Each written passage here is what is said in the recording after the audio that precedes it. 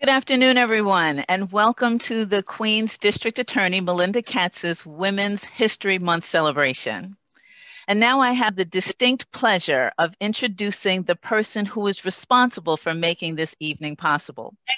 One who cares deeply about the borough of Queens and has spent much of her career in public service working to improve and protect the lives of Queens County residents.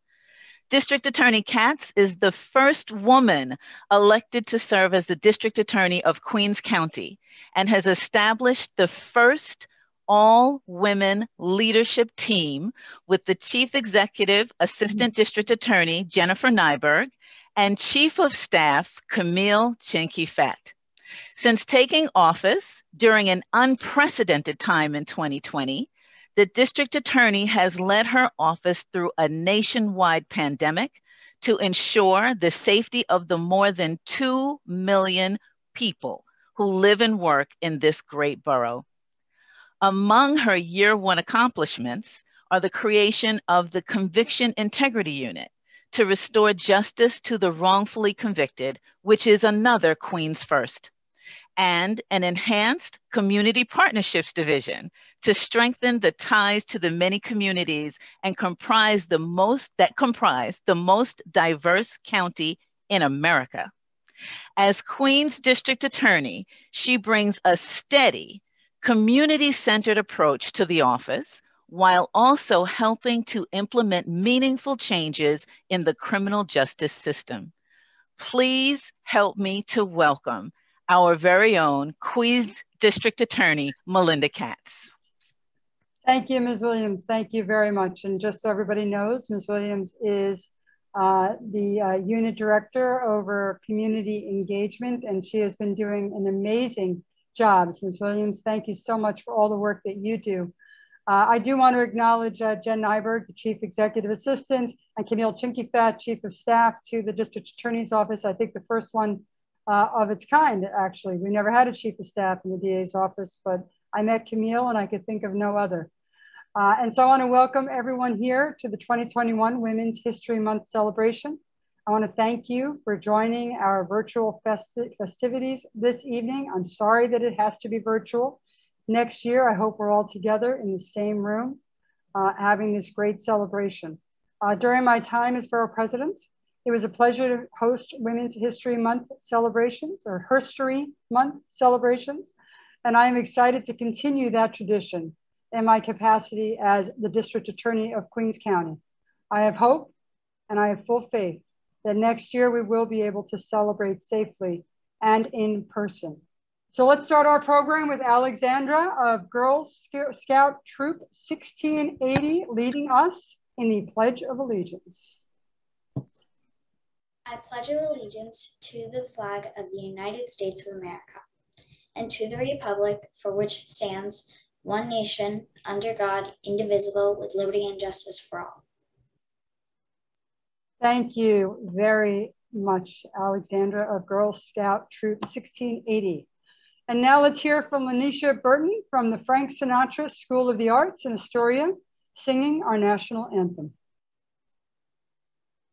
Oh, say, can you see by the dawn early light what so proudly we hailed at the twilight's last gleaming, whose broad stripes and bright stars through the perilous fight o'er the ramparts we watched were so gallantly streaming, and the rocket's a red glare, the bombs bursting in air, gave proof through the night that our flag was still there.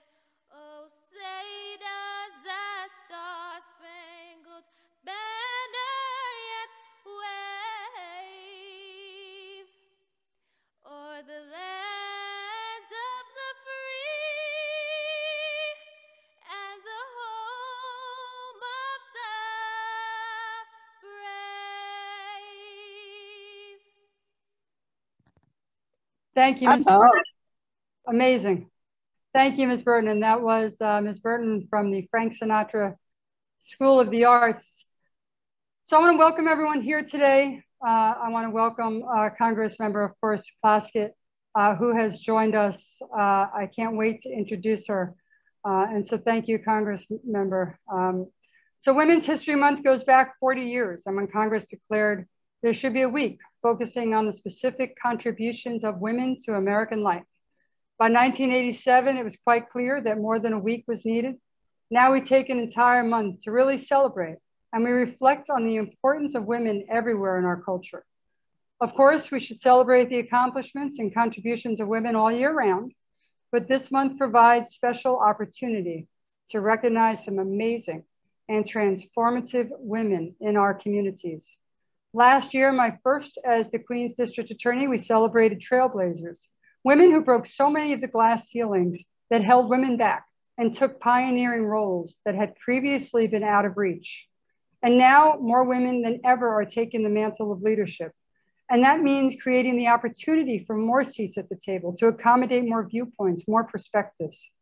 Women bring the hope of a future more inclusive, more tenacious, about solving challenges than it ever seemed possible. My office has worked hard throughout the year to create a structure that brings more justice to all the people of Queens County. We've worked to reduce violence, to educate the public about predators, and to strengthen our ability to protect immigrants and workers. Throughout this pandemic, we have continued to work every day toward a safer and a much more just borough. I established the first dedicated hate crimes bureau within 6 months of taking office. It's one of the first in the nation committed exclusively to investigating and prosecuting hate crimes. Our Human Trafficking Bureau is exclusively dedicated to prosecuting traffickers while also connecting survivors with meaningful services to help end their victimization. We're working to provide eligible defendant appropriate treatment and diversion opportunities. And we've dedicated Community Partnerships Division that helps us build bridges to the communities we serve. I'd like to acknowledge and welcome Colleen Babb, who is the executive over that division and works every day to make sure that the next generation doesn't replace the drivers of crime that are there now. I am proud of my office's continuing steadfast commitment to the pursuit of fair and brave justice for all who live and work in Queens. And I look forward to building on this work in the year ahead. And I want to, a quick note about the leadership here. Camille Chinky-Fat and Jen Nyberg, yes, this is the only DA's office that is literally run by 3 women. But I want to make note of this fact. They are the most qualified for the job, and that's why they have this job. And it was an amazing search, a long search, but it's led by talented professional women, and I'm proud of that. Tonight, we'll hear from our esteemed keynote speaker, and we will celebrate a group of extraordinary women who are showing every day that when women lead, they change our world by changing what we think is possible. And before we announce the keynote speaker, let's just come together for a poem from our 2021 New York City Youth Poet Laureate, Serena Yang. She's brought a poem for us tonight. Please, Ms. Yang. I am full of an ancient rage, the rage of my mother, my aunts, my lovers. I read the police statements and become transparent. I read the word temptation again and become opaque and flickering with rage. I have no more laughter to hide behind. There is no punchline hungry enough to swallow the wide ocean of my grief, not even my own body. I have swallowed too many of your jokes, my blood thick with violence, my body always the first and only offering. This is not to say that I have never raged.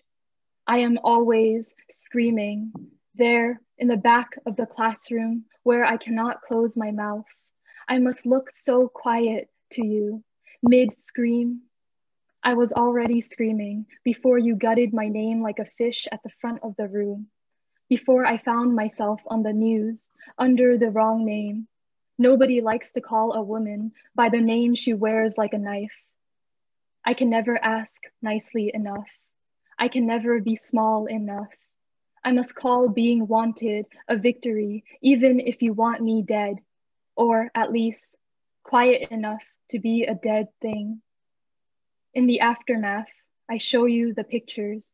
I say, woman, mother, aunt, auntie, woman, 姐姐, 妹妹, 阿姨, here are so many women. My rage fluttering like a caged bird behind my ribs. I feel like a child throwing a tantrum. I feel inevitable, like I could stand myself between you and the storm. It's not as if I can keep you alive by saying your name over and over. It's not as if I can make you eternal by telling them your favorite food, the way you love to smile for the camera, who you danced with when you were 21, and what was so important that you took a one-way flight away from home. Yesterday, I applied for my first US passport and was reminded that we do not need to die to disappear. In the stillness, I rage. I show you the pictures. I say, woman, mother, aunt, auntie, woman, 姐姐, 妹妹, 阿姨. Here are so many women. Here is my grandma, whose rage was a bird with the wind beneath her wings. The Chinese word for anger also means air.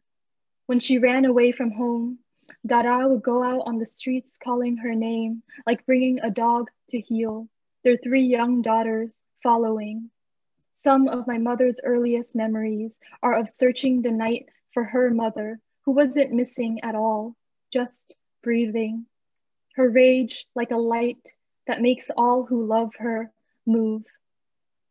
Her daughters will have their own daughters, and the daughters will keep coming until the rage passes through us like air, a life-giving thing, saying, there are women here. There will be women here. I hold your hand and feel your rage pass through me. In another language, this is a word for love. In another language, this is a word for revolution. I don't want to talk about death anymore, or names. I want to know you are alive and precious. I do not need to know your name to call you auntie, sister. I don't want to talk about who hates us or why we must be afraid. I want to ask you, who do you love? Who is your daughter?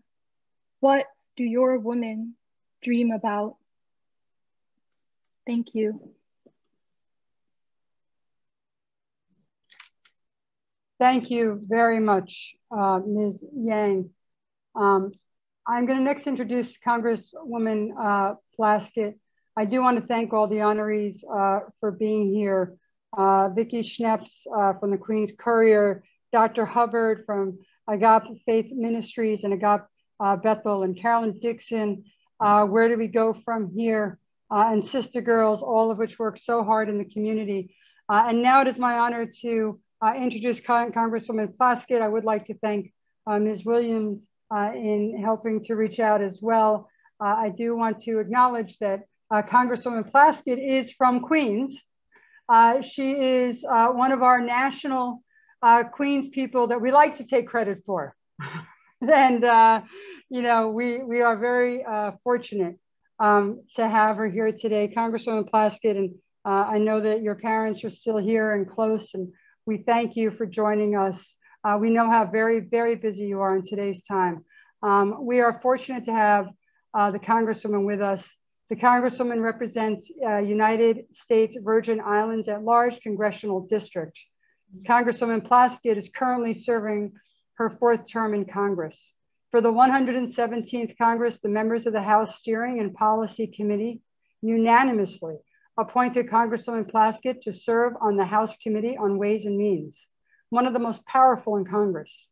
Ms. Plaskett is the first member from a US territory and the 4th African-American woman to serve on this committee. Congresswoman Plaskett also co-chairs the Congressional Caribbean Caucus. She's also the first congressional delegate ever to serve as an impeachment manager in our nation's history. Some of you may have seen her in action, and we loved every minute of it. Congresswoman Plaskett has a long history of public service, starting as an assistant district attorney in the Bronx. And I believe we have, just so you know, District Attorney Darcel Clark, if I'm not mistaken, has joined us here. Oh, there you are. District Attorney Darcel Clark, my counterpart in the Bronx, an amazing district attorney. Congresswoman Plaskett started as an ADA in the Bronx and then serving as senior counsel at the Department of Justice. In the Virgin Islands, she served as general counsel for the Virgin Islands Economic Development Authority, has worked in private practice as counsel and transactional attorneys for several companies. Congresswoman Plaskett earned her undergrad degree from Georgetown University School of Foreign Service and her Juris Doctorate from the American University's Washington College of Law. In addition to all of her accomplishments, she is the mother of 5, 3 adults and 2 younger children, and the wife of Jonathan Buckney Small, an avid reader and a cook, is my understanding, Congresswoman. I thank you so much on a personal level. I just think you're amazing as on a personal level. You are an inspiration. It was wonderful for so many young girls and young women to see you up there taking control of the House when you did and in the way you did. And I don't think there's any better role model. So I thank you, Congresswoman, for joining us, and please, you have the floor. Oh, thank you for such an incredibly warm welcome. I first, of course, would like to say good afternoon to you, District Attorney Melinda Katz, and thank you for the honor of being your speaker today. I want to thank my neighbor and very good friend, Kathleen Williams, who is your community advocate and extended the invitation to me. And of course, I have to give kudos to my very good friend, District Attorney Darcel Clark, who's taken some time out to be here as well. Having worked under Darcel in the Bronx DA's office, I'm happy to see women really taking charge in so many roles in New York in particular, but throughout this country and throughout our nation. As you've heard, I'm Congresswoman Stacey Plaskett, and I have the distinct honor to virtually attend with you all the Queens District Attorney Women's History Month event. Now, I have to say, my parents do live in Queens, and we moved out there when I was in middle school, but I am, I would say, the consummate New Yorker and New York City girl. I grew up in Brooklyn, was born on the island of Manhattan. My parents lived in Queens since the late 70s. And I even lived in the Bronx when I was in the Bronx DA's office. So the only place I haven't hit is Staten Island. And I'm sorry, I don't think that's gonna happen. But for the rest of it, you all may see me again. I love New York. My husband, who is from the Virgin Islands and is actually a political consultant, we debate, he thinks he's a cook. We debate about his cooking skills quite often. Says that when we come over the Verrazano, my entire personality changes. And he says he has to move a little further away from me because he doesn't know who he's gonna get. But I wanna thank you for allowing me to be with you this afternoon. I wanna extend my congratulations to you, District Attorney Katz, for your accomplishments as the first woman to serve as the Queens County District Attorney in the city of New York. From experience, I know that raising a family and serving the public is not an easy task. It's not a balancing task. I'm tremendously proud of you, as well as so many women in positions of law enforcement and legal influence, real leadership positions in New York and around our country. Women who have the ability to be empathetic, strategic, thoughtful, multitaskers, to see through the BS and to be fierce at the same time. That is tremendously important to our communities. As you heard, I did start out in the Bronx DA's office, and I believe that having been a New York City prosecutor has absolutely acquitted me for the work that I'm doing now. And I wanted to share one of those stories that I think was just key. As an impeachment manager, so many of us in the preparation spent countless hours going through the strategy of what we were going to say, how we were going to say it, what we were going to do to ensure that our argument was heard, not just by our own senators for our own side, but not just the 100 senators who were in that chamber, but by the American people and in the world. And so we were tasked each with specific areas. I happened to be given most of the demonstrative evidence because the group felt that, having been a prosecutor, I was the one who would be most facile in being able to get that information into evidence and to move between speaking and between evidence in a manner that did not feel forced or artificial or difficult. But what really showed New York City prosecutorial chops was that many people are unaware that the second time that I appeared was during the question and answer period. And what people don't know is that they decided who was going to do the question you the day before the question and answer period. So I was taken to the side and told, Jamie Raskin, of course, will do all the constitutional questions, but we're tasking you and Joaquin Castro, who have had the most the most courtroom experience as having been prosecutors in cities doing the Q&A. So we spent the entire evening coming up with this tremendous staff of all the possible questions that either side could pose to us, as well as trying to absorb all of the presentation and the factual information that the other members had.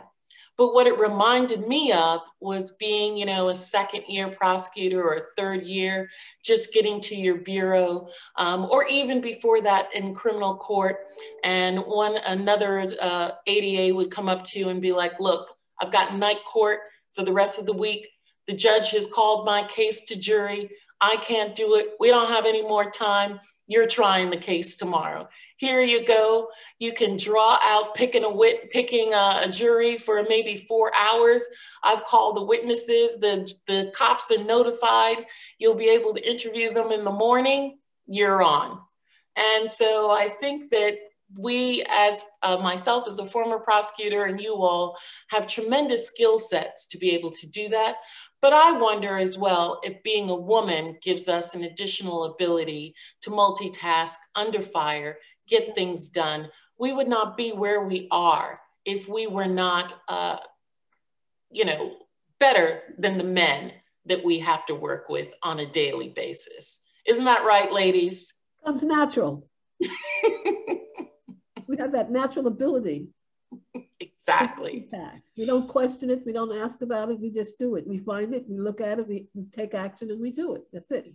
Exactly. We're living in really challenging times right now.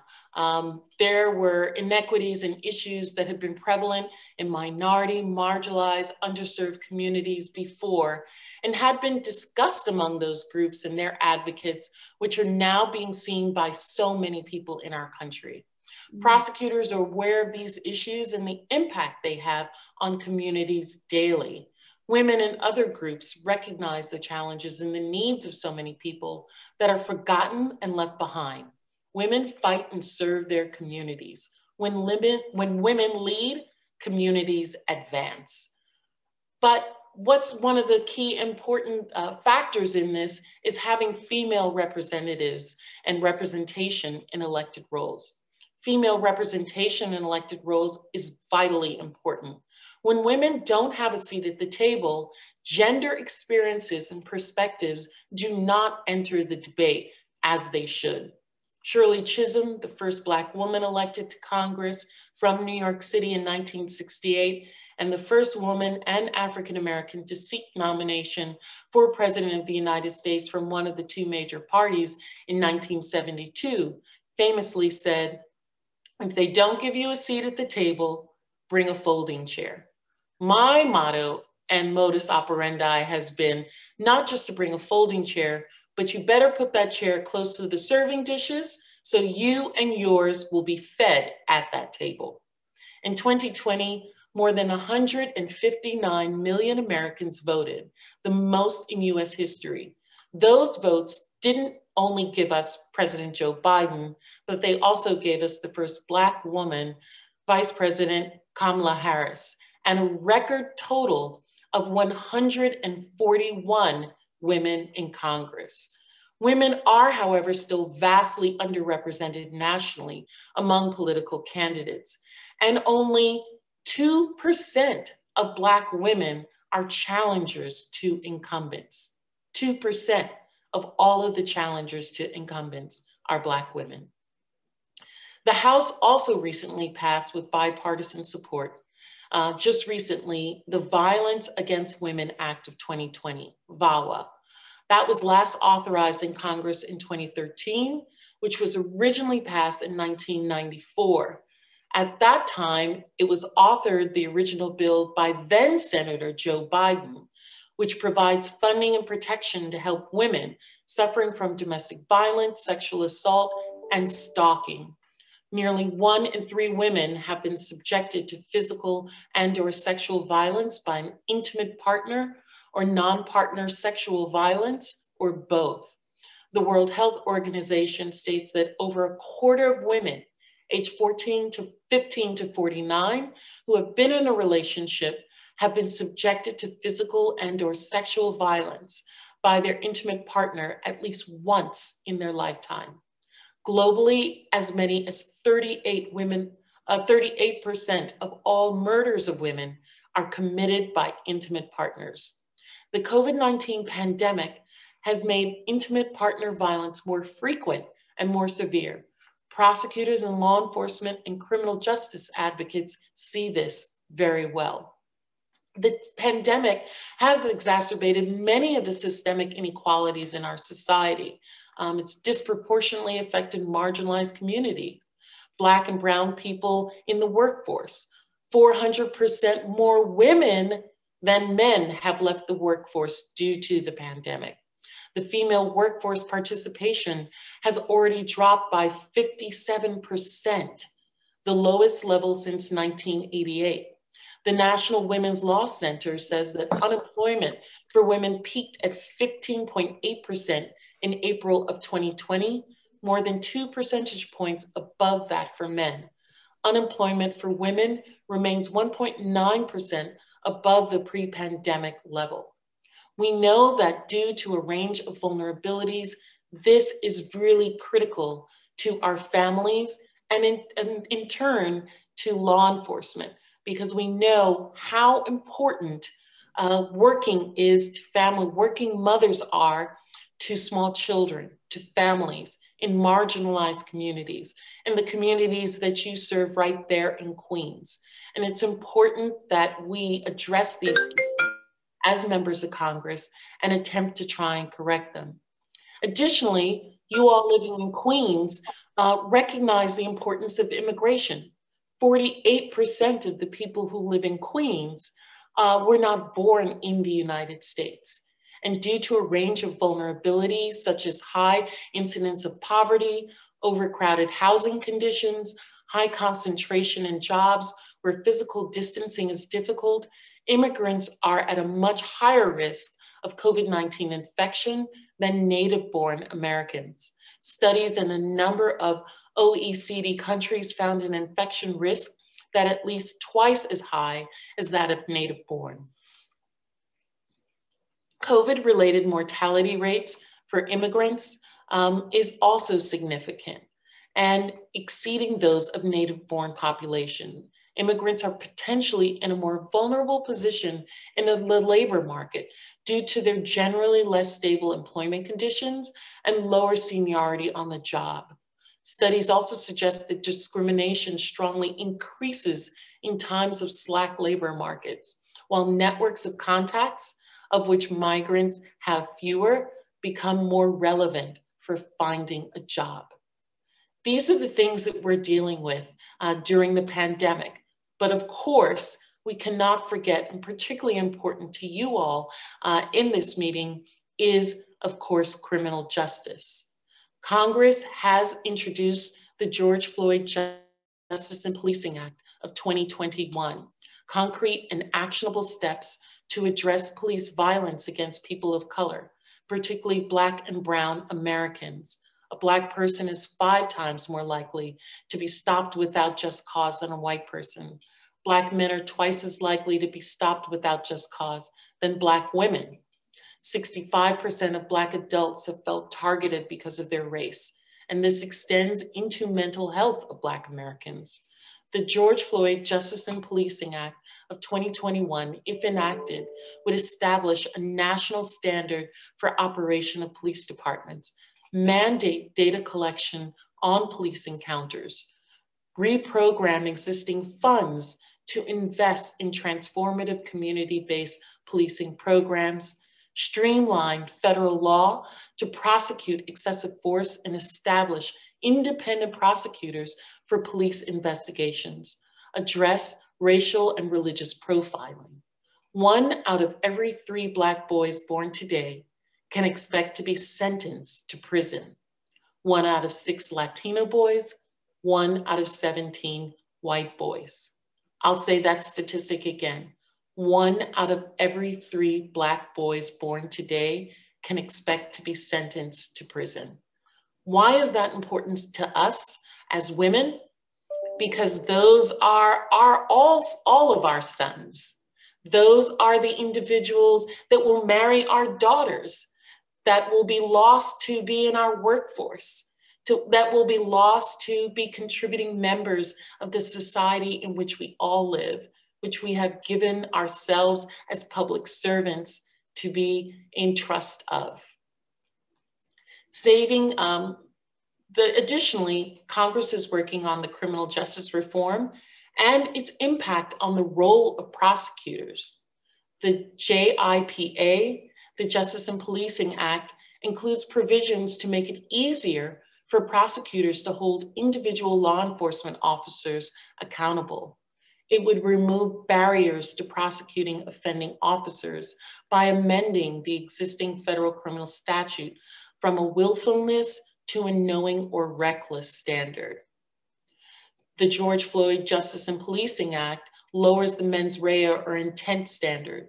The willfulness requirement is a significant hurdle to prosecutors when it comes to charging police officers.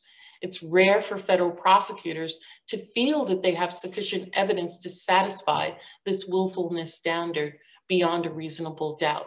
Since 2005, 98 non-federal law enforcement officers have been arrested in connection with fatal on-duty shootings. To date, only 35 of these officers have been convicted of a crime, often a lesser offense rather than murder. The Justice and Policing Act modifies qualified immunity. And as I'm sure you're all aware, even many conservative justices on the Supreme Court agree that qualified immunity has become a chokehold around prosecuting officers.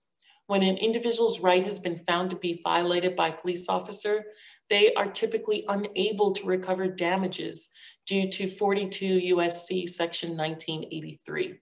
This sends an alarming message to law enforcement officers and the public. It tells everyone that officers are protected by the law and unreasonable conduct can go unpunished. Qualified immunity is a barrier to holding law enforcement officers accountable for violating the individual rights of a citizen.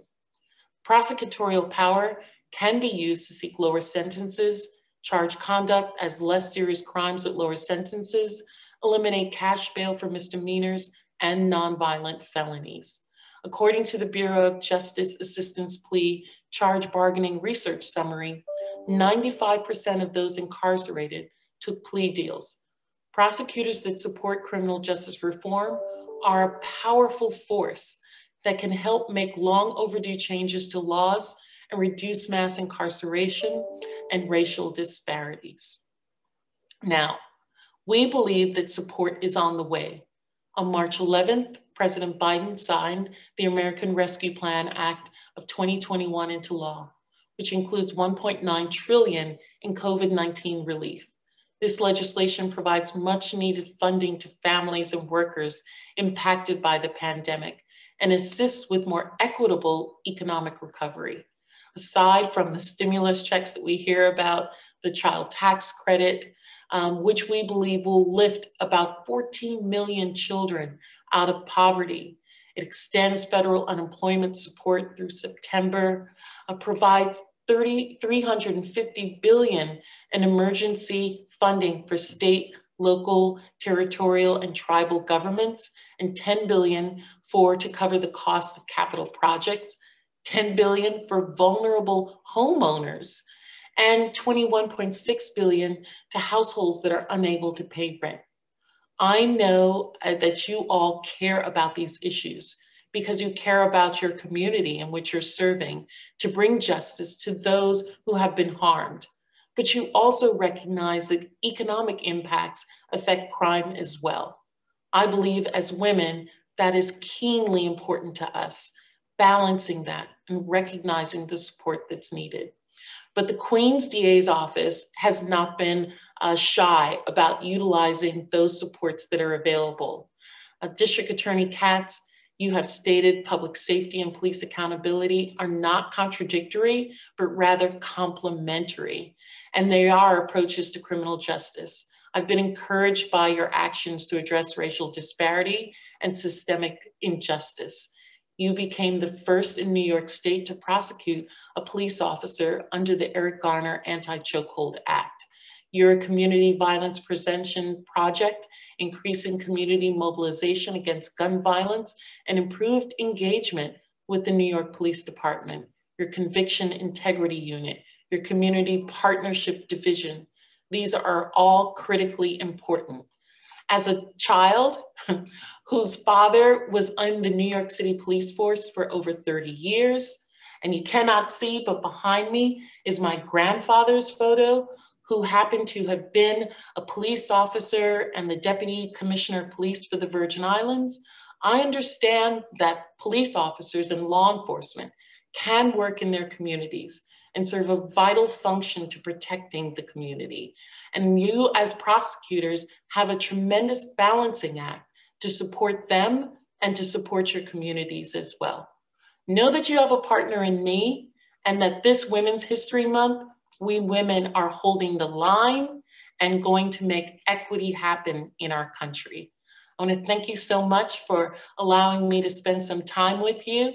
I look forward when I visit my parents. My father I'm here in the Virgin Islands. My father already called me today with the list of what I have to bring back up to him when I travel this weekend. So you may see me very well. I'll holler at Kathleen and let her know that I'm next door and hope when this pandemic is over that we can see each other personally, face to face, share some hugs once we're all vaccinated and have reached our herd immunity as we should, share love and some greater stories. And hopefully, DA Katz, a glass of I'll bring some rum from the Caribbean as well for you. Well, then you're always welcome.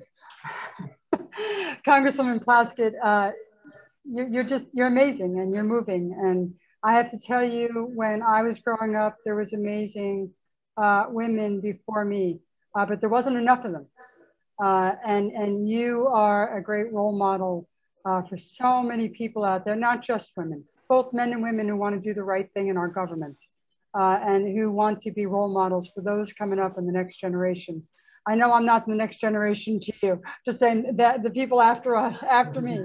But we have, and I would like to, before I call on the Lieutenant Governor, and I know that your schedule is a tight one, I would like to give DA Clark just a second or a moment to say hello afterwards. But for now, if I can, this is an award. Oh, I love it. Apparently it was designed just for you because I've never seen one like this. Just for her, right? Just for the Congresswoman. For Women's History Month, we're going to change that to Herstory Month next year, 2021. And I thank you so much. You are an amazing inspiration to the country. Thank you. If I may say in closing, that I really appreciate you allowing me to spend some time with you. This month is Women's History Month, but here in the Virgin Islands, I'm on the island of St. Croix. It's also Virgin Islands History Month. I've made it a point this month when I'm home to wear as much of our traditional clothing as possible, to let our daughters know that they can incorporate their own culture and their tradition, along with being forward thinking in the 21st century. And so I'm just really grateful for you being an example to the young women in Queens, in New York and beyond, who are interested not only in law enforcement, but in leadership in every facet of our country. And thank you for the work that you do as well. Thank you, Congresswoman D.A. Clark.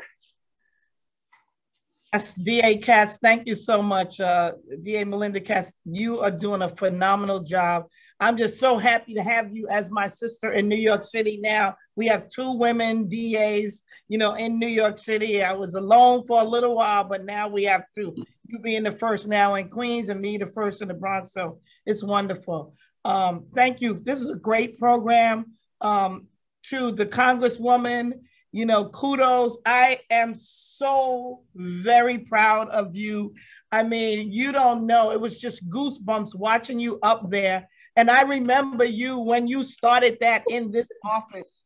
I was your supervisor and I knew you were gonna be great. And boy, you went well beyond the expectations of any of us. So thank you so much for your service and your commitment and just being a role model for our young women, especially young girls of color, to know that you can reach the halls of Congress even, okay? When you set your mind to something. So just so very proud of you. And to all the honorees today, thank you for all the women that are just doing it in our community each and every day. You don't have to have a title of DA or Congresswoman or any other title.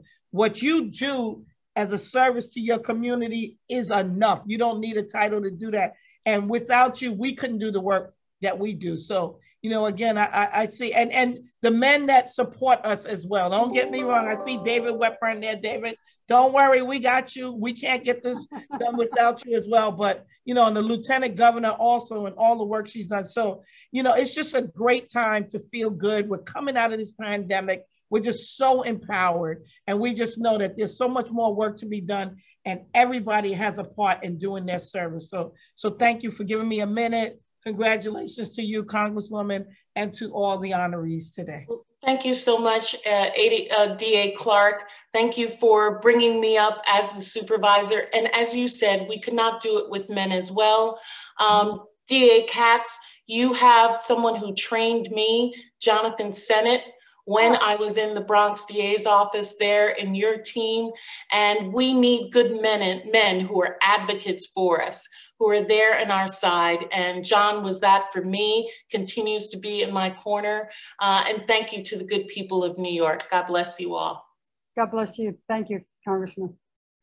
And before we go on to the Lieutenant Governor, let me remind everybody that Queens Public Television is live streaming this show on Spectrum 56 and 1996, RCN 84 and Verizon 36. We want to thank Queens Public TV for all of their partnerships. We also want to thank the Women's Bar Association, the Queens Women's Bar Association. Soma Syed is on here.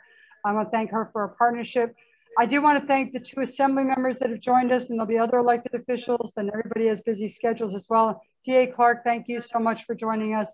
But Assemblywoman Stacey Pfeffer Amato, who is an amazing elected official for her district. We love the work that she does in advocating for the community in which she serves. And David Wepburn, one of the men we rely on every single day, for joining us. I want to thank them both for coming and also for agreeing to allow to give the floor to others. And we do appreciate that, but we know that you are busy and we welcome you. Lieutenant Governor Hochul. Lieutenant Governor Hochul is everywhere in this state. I only know Queens. She was in Queens so much. I joke about the fact that she was running for borough president at one point. But the Lieutenant Governor is an amazing elected official. She views this state in every sense of the word as one that can come together, work together. She understands the importance of our economic development and the importance of our next generation. And she has been a remarkable partner through the years. And I would like to ask Lieutenant Governor Hochul to say a few words. Well, thank you, my friend Linda Katz. We've worked so closely together over the years, and I'm so proud of the work that you're doing to find the true path to real meaningful criminal justice reform in this borough. So thank you, thank you, thank you for your friendship and your leadership and being a role model. And I echo the words of our great Bronx District Attorney, Darcel Clark. And I know it's lonely when you're the only woman. So I have to tell you, I was so excited when Tish James got elected. So I wasn't the only woman in state government. So, you know, contrary to what there might be a perception, we embrace it. We support our sisters. And it was so great to hear all the mothers taking credit for the success of our wonderful Congresswoman Plaskett. And what a great addition she was. I'm inspired just from hearing what she overcame and what she's working so hard on for us in Congress. And I didn't overlap with her in Congress, but I have a feeling we would have had a good time toasting each other with some good Virgin Island rum on occasion. So I was in Queens yesterday. I had a chance to come and meet members of the Asian American Pacific Islander community in Flushing and also in Murray Hill to talk to them about really what's going on in their lives, the stress that they're under, small businesses going under at the same time, feeling fear of leaving their own homes. And so I know that this crisis is something that, you know, you are very much aware of, District Attorney, and you have your hands on this, and we're going to make sure that everyone feels safe, especially in a wonderfully diverse borough like Queens. So I was literally there about 15 hours ago, but I'm back in another part of the state. I do want to say to all of our honorees, you are spectacular. I've had a chance to work with a number of you, Vicki Schneps-Eunice and Dr. Maria Hubbard and Carolyn Dixon and the Sister Girls. And what a great, great group of honorees and really making a difference in people's lives. And also to our wonderful, wonderful assembly members who join us. I do see Stacy's on, I see David Weprin's on, and I think we might have had, I'm not sure if there's another one or not, but if there is, I'm sorry if I missed you. Jennifer might be on. Assemblywoman Raj Kumar, who I missed. Yes, Jennifer's on too. So I thank you. A new Assemblywoman Raj Kumar who's doing a great job getting around and speaking with people too. Yes, hello to you as well. Brief history of Women's History Month. We talked about the present and the future, and that's what you heard from the Congressman, what initiatives we're undertaking right now. But I believe before we feel empowered to expect change in the future, we must understand the past. We must understand the history of the struggles. The women's rights movement did not start in the 1960s. It went way back to 1848, and women fought for decades just for that right to vote. So when people wonder why we are so protective of this right to vote, it was long fought for. And even women of color did not get it until the Voting Rights Act in the 1960s. Let's acknowledge that fact. So let's talk about the fact that there's long journeys for these social movements, and they continue on to this day, whether it's racial justice. But there's been battles for racial justice for 400 years in this country. It didn't start again in the 50s and 60s. So know where we came from. And today I feel very much responsible, the responsibility that's on our shoulders as women of the 21st century to make sure that that torch that was passed to us from brave, brave women and the men who stood with them back in 1848 and fought for the right to vote and fought for equal rights and the right to be able to just be treated as a human being and not a piece of property, that torch is now in our hands. And the question I always ask, and I put to young women in particular, 100 years from now, when we celebrate the 200th anniversary of women winning the right to vote in this country, what will they say about the women of our time and the men who stood with them? That's what I'm focused on right now. What is the legacy that we're going to leave to our daughters and granddaughters? Will be a safer place for them? Will they be finally paid the same as men? We just acknowledged Women's Pay Equality Day yesterday, and it's not pay equality, it's not pay equity, it's not even close. And what progress are we making there? What about making sure that women have access to the better paying jobs? So the vast majority of minimum wage workers are no longer just women, that these responsibilities are shared by others. What are we doing with the childcare crisis? We saw this on steroids during this pandemic when parents had to stay home from work sometimes and they had their kids trying to learn mathematics at the table next. If I had to teach my children how to do multiplication tables while I was trying to do my job, I would have jumped out the window. I mean, it's such stress on our families. And those who didn't have the luxury of working from home, the women who had to go into the healthcare places and put themselves at great risk, whether they're nurses or doctors or people who work in the support staff, the people who are still working in the grocery stores and the pharmacies. What I think from this one lesson from this pandemic, I pray is a greater appreciation for women and the role we've played in this, but also acknowledging that when you've been knocked down, you have a ways to go up. We made a lot of progress. And I just wrote about this yesterday in an op-ed. I said, I'm not willing to say that we've now lost a generation of progress. Some people are already predicting that. I'm not acknowledging, I'm not accepting that. That cannot be the fate of women today. That this pandemic, yes, they lost their jobs. Yes, they may have lost their standing in their businesses. Maybe they've lost everything they've gained in the workplace in terms of advancement in their law firm or in anywhere they've been working. But I'm not going to let that go. We have to make up for that lost time for them. And part of it is making sure their children are cared for. So this Women's History Month, yes, it's great to get together and celebrate and honor the women, their successes, and the men who support them. Yes, indeed. But what tangible accomplishments are we going to say occurred under our watch? That's what we're going to be judged by someday, by the future. I think we should acknowledge that now and get to work, roll up our sleeves, and truly make a difference for the women in the generations to come. So thank you very much, everybody. Great to see you here. And also I'll catch you in person, I'm sure, very soon again. Thank you, Melinda Katz, my great friend, the District Attorney of Queens. Lieutenant Governor, thank you for your time today and for the work that you do for the state. We are turning to our honorees in a moment. And before we turn to them, we do have a musical selection from Lisa Helmy Johansson. She's an amazing singer. I saw her singing and I said, I want her on our events. Most recently, she was seen in an acclaimed strange production of Amadeus as Constance Weber with Syracuse Stage. She's also a civil rights activist from Astoria, Queens, active in our Court Square Justice, where I first heard her sing, and is part of my Pacific Asian Advisory Council. And she is singing This Girl is on Fire. This Girl is on Fire. She's just a girl and she's on fire, hotter than a fantasy, lonely like a highway. She's living in a world and it's on fire, filled with catastrophe, but she knows she can fly away. She got both feet on the ground and she's burning it down. Oh, she got her head in the clouds and she's not backing down. This girl is on fire.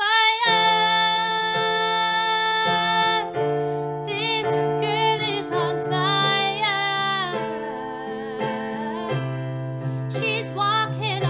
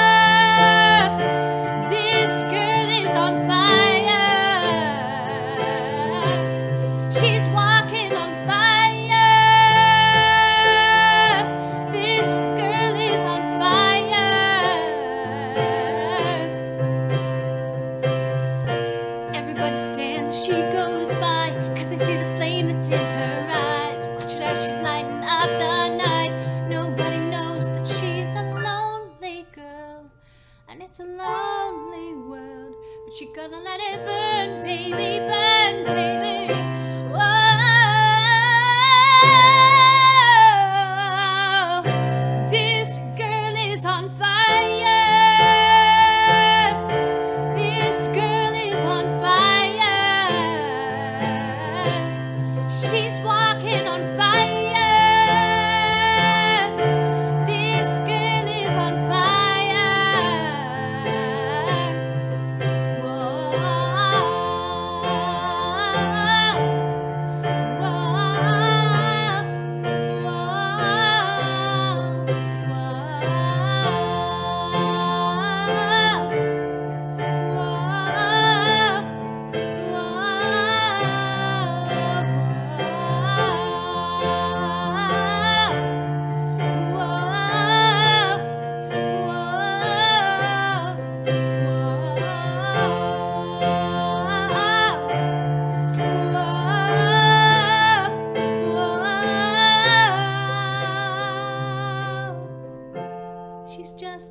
girl and she's on fire.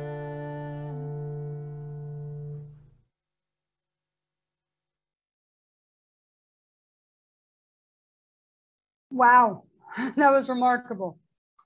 I thank you so much for that song. That was amazing. Those of you that know me well know that I do try and sing once in a while. After hearing that, I don't think I'm ever going to do it again. So anyway, that was beautiful. Thank you. And so now we have the honorees. I tried to do it pursuant to what their schedules allowed. So I thank all of them for being extremely patient. I do think this has been an amazing program so far, and it's now about to get even more amazing. And so I want to extend my heartfelt congratulations to our first honoree this evening. I know she also has a busy schedule. She's the founder of the 1985 Schneps Media. Victoria Schneps is president and co-publisher of a powerful media trust of community newspapers, web media, events, broadcasting. Vicki was first inspired by the power of the press during her advocacy work on behalf of her daughter, Lara, who was born with a brain injury. Vicki pursued her dream of being in the news business and started the Queen's Courier in her Bayside living room with a partner and a $250 investment. Today, Schneps Media publishes over 74 media outlets in New York City, Long Island, the Hamptons, Westchester, and Philly. As of her advocacy, Life's Work, WORC, the group Vicki founded in '71 has grown to serve more than 1,000 individuals with developmental disabilities and autism. With a budget of $58 million, it's a not-for-profit, operates 50 group homes and 19-day programs, including the Family Center for Autism. Vicki's been a recipient of numerous awards for her dedicated community service. I just want to say that, you know, Vicki has honored so many people in her business and in her past. I wanted the opportunity to honor her as well. Vicki, I know that your time is short. We appreciate you being here. I did forget to mention also the proud mother of 3 surviving children, 4 bonus children, 15 grandchildren. I'm not sure exactly how that works, but I know that you always have a lot of family around. And so Vicki, in honor of Queens Women's History Month 2021, we present to you with this award for your work as Queen's Courier and Times Ledger and all of the not-for-profit work that you do. Congratulations. Unmuted. Okay, thank you so much. And thanks, congratulations to this wonderful gathering of women. I just know that with great passion, with great persistence, and a positive attitude, women can rule the world. And the women on this call, you've chosen so well. Thank you so much for this honor for me. And I'm thrilled to see the other women here and to appreciate you as holding down the fort for our criminal justice system in our fabulous, beloved County of Queens. So I thank you all very much. Have a wonderful evening, everyone. Thank you. Thank you, Vicki, for spreading the word as well as you do all of the time. So congratulations to you tonight. Our next honoree this evening is Reverend Dr. Marie Hubbard. Marie Hubbard has been a minister and advocate for economically disadvantaged communities for over 30 years. She started when she was 10, clearly. She is known for her straightforward delivery of the word of God and her leadership of Agape Faith Ministries, an evangelistic outreach organization that ministers and provides for the needs of those in poor communities from New York to South Carolina. Dr. Hubbard is the director of Agape Bethel Community Development Corporation. Its mission is inspired by President Lyndon B. Johnson's War on Poverty and Dr. Martin Luther King's Poor Man's Campaign. Their goal is to close the budget gap between the haves and the have-nots by securing retail donations from corporate partners, providing educational, vocational outreach, health classes, community outreach initiatives, and other referrals. Dr. Hubbard is a graduate of Cornell University. She has a master's of psychology background and a doctorate of divinity degree in sacred theology. She is a member of the National Council of Negro Women, Delta Sigma Theta Sorority Incorporated. I'm doing an event with Delta tonight. The NAACP, our Queens DA Clergy Advisory Council, and the Interfaith Council for Community Development.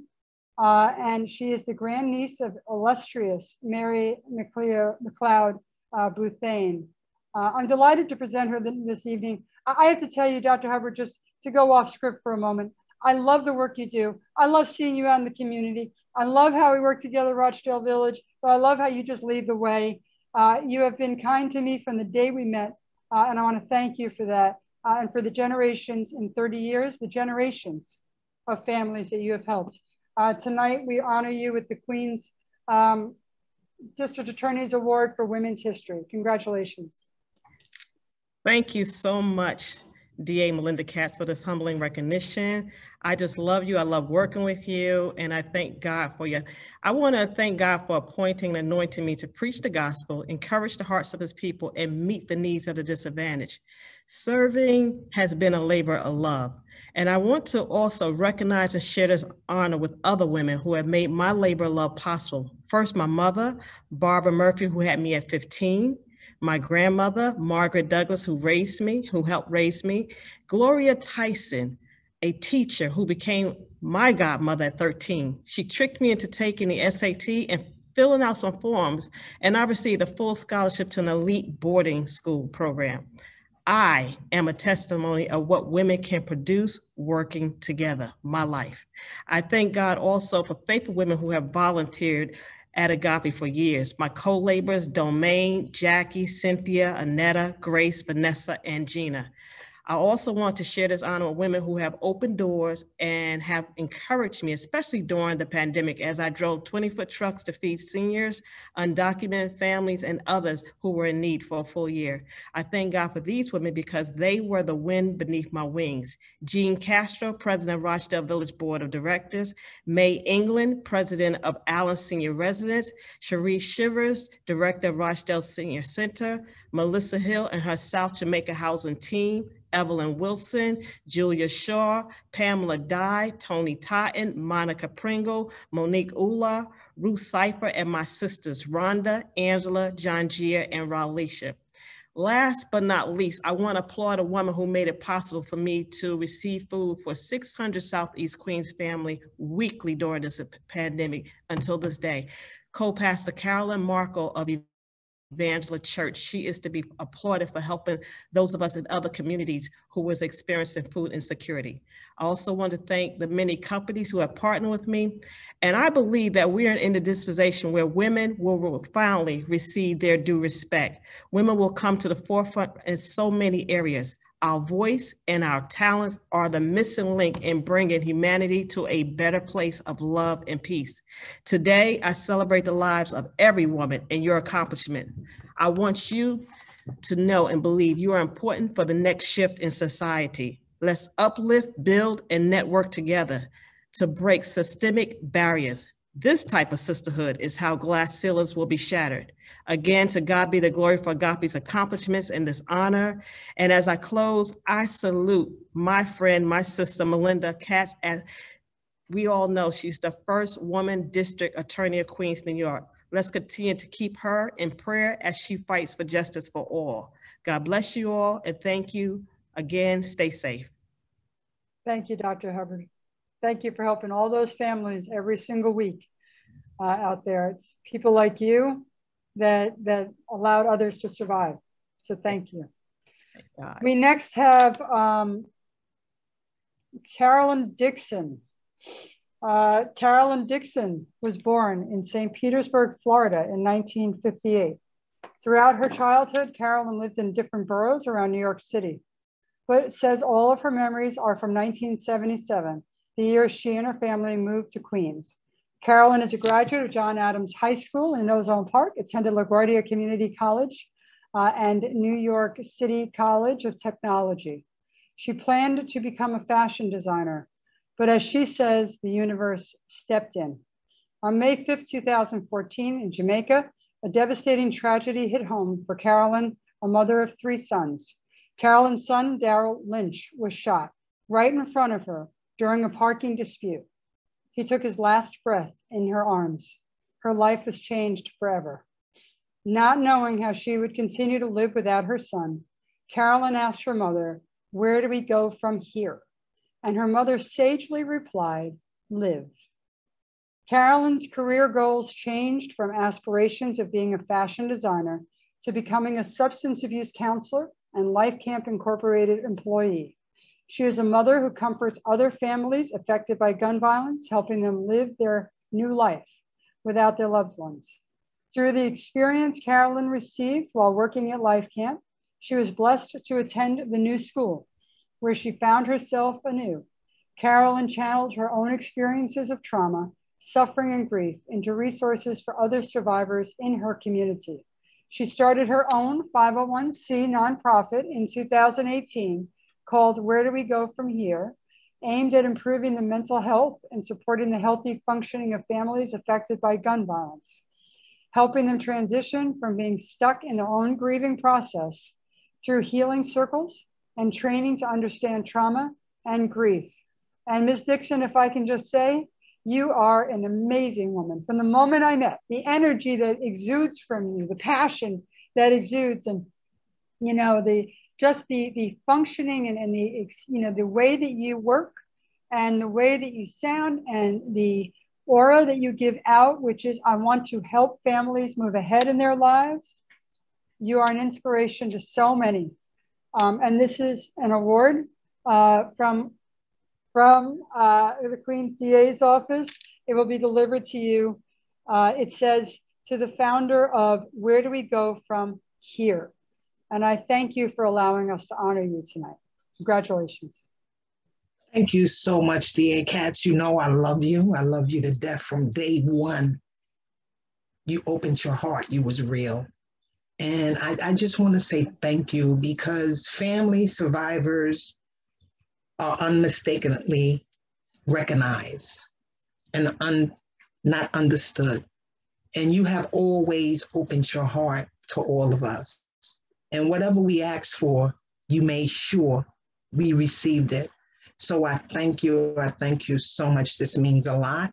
And I'm going to accept this for all my survivor families, to let them know, yes, we can live without our loved ones, and to continue to do the work. So I want to thank you all, and much love and blessings and congratulations to all the honorees. I love you. Stay safe. Melinda, you my girl forever. Love you, baby. Thank you. Thank you, Carolyn. And thank you for turning your tragedy into amazing help and spiritual guidance to so many families.